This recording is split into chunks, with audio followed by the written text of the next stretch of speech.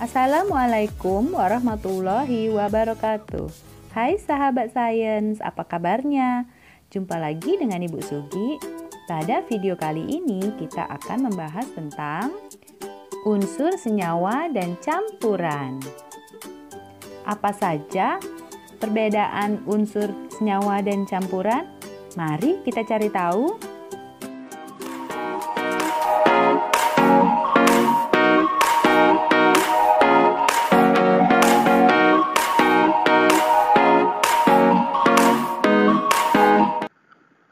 Unsur senyawa dan campuran. Yang pertama, unsur. Nah, ini adalah gambar kubah emas dan puncak Monas. Ini batangan emas dan ini adalah bongkahan emas. Ketika bongkahan emas ini kita bagi menjadi bagian-bagian yang paling kecil, dia akan tetap mempertahankan karakteristik asli dari sifat emas ini. Nah, itu namanya unsur. Jadi unsur merupakan zat tunggal yang tidak dapat diuraikan lagi menjadi zat yang lebih sederhana dengan proses kimia biasa. Contoh, emas, besi, timah, seng, tembaga, nikel, dan masih banyak yang lainnya. Unsur-unsur tersebut disusun dalam suatu tabel, namanya tabel periodik unsur. Dasar penyusunan ini dalam satu kolom ini dibuat begini karena dia memiliki sifat yang sama. Contohnya H, Li, Na, K, Rb, Ca, Fr. Untuk menghafalnya supaya mudah, Haji Ali naik kuda Rabu CS Friday. Nah, atau yang di 2A ini, yang turun ke bawah, kolom yang kedua ini, bebek mangan cacing seperti babi rakus. Itu contoh saja untuk menghafal. Nah, tabel ini merupakan unsur-unsur yang disimbolkan dengan huruf. Nah, bagaimana cara pemberian nama unsur tersebut? Sebenarnya ini diambil dari nama penemu atau tempat ditemukannya unsur tersebut. Bagaimana cara pemberian namanya? Unsur ini menggunakan satu huruf awal nama latinnya dan ditulis dalam huruf kapital atau huruf besar. Contoh, oksigen disimbolkan dengan O dalam huruf besar. Karbon, huruf C dan huruf besar. Tapi jika ada unsur yang memiliki huruf awal yang sama, diberikan lagi satu huruf kecil dari nama unsur tersebut supaya jadi beda. Contoh, di sini ada H untuk hidrogen dan di sini menjadi He untuk helium. Karena awalnya sama, maka sebagai pembeda di sini diberi satu huruf kecil. Unsur ini terbagi menjadi dua macam, yaitu unsur logam dan unsur non-logam. Unsur logam, contohnya, nah, balik lagi ke tabel, unsur logam ini disusun dengan yang warna biru-biru ini pengelompokan unsur logam. Yang warna kuning ini unsur non-logam. Sedangkan yang warna biru ini adalah unsur semi logam. Apa itu unsur logam? Contohnya ini tadi. Ada nama Latin dan nama Indonesia. Nama Latin ini berarti digunakan di seluruh dunia. Namanya sama. Kalau nama Indonesia berarti lokal di Indonesia. Aluminium, emas, perak, kalsium, tembaga, besi, natrium, timbal, timah, dan masih banyak lainnya. Aluminium disimbolkan dengan Al, emas dengan Au, perak Ag, dan seterusnya. Unsur logam itu. Sekarang unsur non-logam. Nah, ini contohnya. Unsur non-logam itu bisa berupa wujudnya cair, gas, dan padat. Ini oksigen, lambangnya O, hidrogen, H, karbon, C, dan seterusnya. Perbedaan unsur logam dan non-logam. Unsur logam itu dia berwujud padat pada suhu kamar, kecuali raksa. Raksa ini wujudnya cair, contohnya dia ada di dalam termometer. Dapat ditempa, contohnya besi, dan dapat direnggangkan. Konduktor listrik, berarti dia menghantarkan listrik dan panas. Non-logam, wujudnya padat cair gas, Bersifat rapuh, tidak dapat ditempa, non-konduktor, berarti tidak menghantarkan listrik dan panas, kecuali grafit. Grafit ini adalah unsur non-logam sebagai isi pensil yang warna abu-abu itu. Grafit. Kegunaan unsur logam dan non-logam. Ini beberapa contohnya. Natrium dengan simbol Na, dia sebagai bahan lampu natrium dan senyawanya digunakan untuk garam dapur. Jadi garam yang kita kenal ada di dapur. Strontium, senyawanya digunakan untuk membuat warna merah kembang api dan bahan untuk pembuatan cat kering. Magnesium, Mg, paduannya digunakan untuk bahan pesawat. Iodin, I, untuk bahan antiseptik. Contohnya ada di dalam betadine itu contoh dari iodin. Senyawanya digunakan untuk garam beriodium dan fotografi. Senyawa adalah zat tunggal murni yang dapat diuraikan menjadi dua atau lebih zat yang lebih sederhana dengan proses kimia biasa. Jadi senyawa ini adalah kumpulan dua macam unsur atau lebih. Contohnya ini adalah air. Air ini tersusun dari atom O dan atom H. Jadi dia tersusun dari dua unsur. Unsur O dan unsur H. Contoh dari senyawa. Nah, ini senyawa natrium klorida tersusun dari natrium dan klorida. Ini adalah garam dapur. Sukrosa terdiri dari 3 unsur. Ada karbon, hidrogen, oksigen. Ini pemanis gula. Contoh lagi asam klorida tersusun dari hidrogen dan klorin. Pembersih lantai. Dan masih banyak yang lainnya. Yang ketiga campuran. Campuran ini adalah materi yang terdiri atas dua zat atau lebih yang masih memiliki sifat zat asalnya. Ada dua macam campuran, yang pertama homogen dan yang kedua ini adalah campuran heterogen.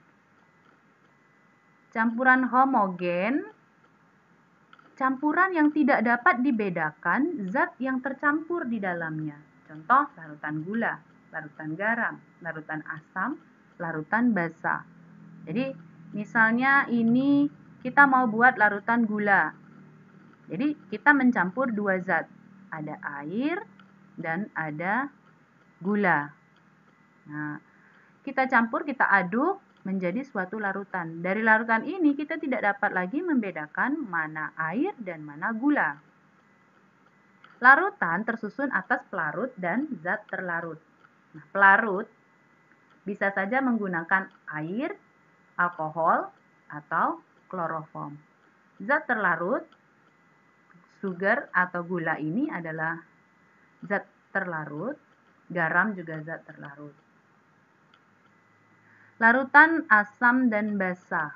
Nah, apa itu cirinya? Asam bersifat korosif. Korosif itu maksudnya bisa menimbulkan karat.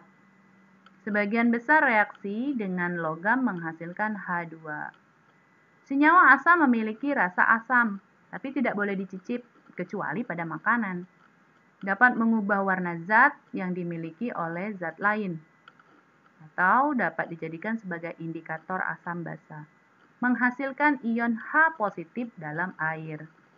Sedangkan basa bersifat kaustik atau merusak kulit. Terasa licin di tangan seperti sabun. Berasa pahit, dapat mengubah warna zat lain tapi dia berbeda warnanya dengan asam. Menghasilkan ion OH negatif dalam air. Ini gambar skala derajat keasam basaan. Jadi untuk larutan asam itu bernilai dari 1 sampai kurang dari 7. Jadi skala ini dari 1 sampai 14. 7 adalah kondisi netral. Di bawah 7 berarti dari kurang dari 7 sampai ke angka 1 ini semakin asam.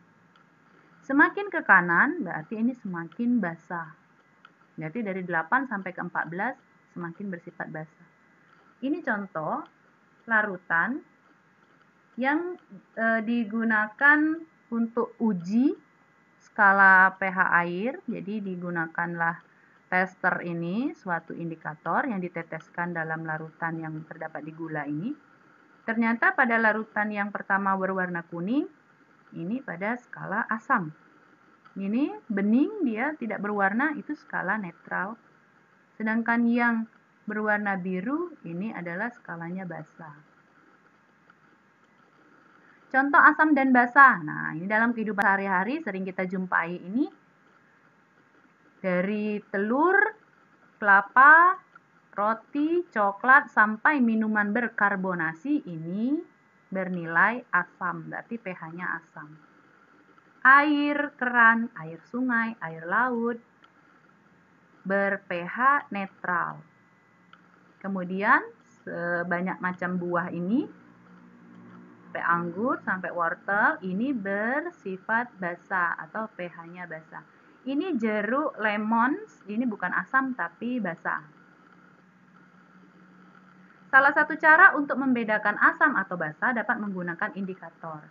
Nah, indikator merupakan suatu senyawa yang akan terjadi perubahan warna jika direaksikan dengan asam atau basa. Ada dua macam, yaitu yang pertama indikator alami, jadi diambil dari beberapa jenis tumbuhan, contoh ini bunga sepatu, bunga bougainville, kulit manggis, kubis ungu, kunyit, dan pacar air. Bagaimana caranya?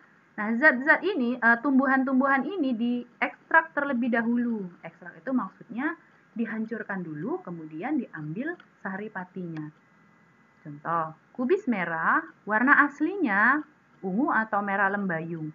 Ketika kubis ini diteteskan pada larutan yang bersifat asam, dia akan berubah menjadi berwarna merah muda. Ketika diteteskan pada larutan basa, maka berubah menjadi warna hijau. Atau kunyit contohnya. Asal mulanya warnanya orange. Ketika diteteskan pada larutan asam, warnanya menjadi kuning. Ketika diteteskan pada larutan basa, maka dia berubah menjadi merah. Nah, ini adalah indikator alami. Indikator buatan itu ada banyak macam, contohnya salah satunya adalah kertas lakmus. Ini ada kertas lakmus merah dan kertas lakmus yang berwarna biru. Pada larutan netral, dengan yang pH 7 tadi, kertas lakmus yang biru tetap berwarna biru. Kertas lakmus merah juga tetap berwarna merah. Ketika dimasukkan ke dalam larutan asam, yang merah tetap berwarna merah, tapi kertas lakmus yang berwarna biru berubah menjadi merah. Lain halnya dengan larutan basa, kertas lakmus biru tetap berwarna biru, tapi kertas lakmus merah akan berubah menjadi berwarna biru. Ini contoh indikator buatan menggunakan kertas lakmus. Yang ketiga, garam. Garam terbentuk melalui reaksi netralisasi. Berarti reaksi netralisasi itu menetralkan asam dan basa. Jadi campuran asam dan basa ini akan membentuk garam. Contoh garam yang ada di kehidupan kita sehari-hari, contohnya adalah natrium klorida, NaCl, garam dapur. Atau natrium bikarbonat, baking soda. Dan masih banyak yang lain. Yang kedua, campuran heterogen terjadi karena zat yang tidak dapat bercampur satu dengan yang lainnya secara sempurna, sehingga dapat dikenali penyusunnya. Ini contohnya.